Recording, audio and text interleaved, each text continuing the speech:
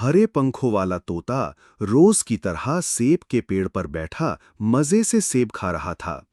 तभी एक शिकारी आता है और अचानक गोली चला देता है। तोता घायल होकर जमीन पर गिर जाता है। शिकारी उसे मरा समझकर चला जाता है।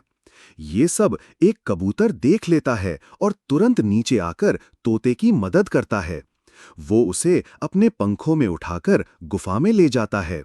जख्म से गोली निकालता है, दवा लगाकर पट्टी करता है। कुछ दिनों में तोता ठीक हो जाता है और कबूतर को गले लगाता है।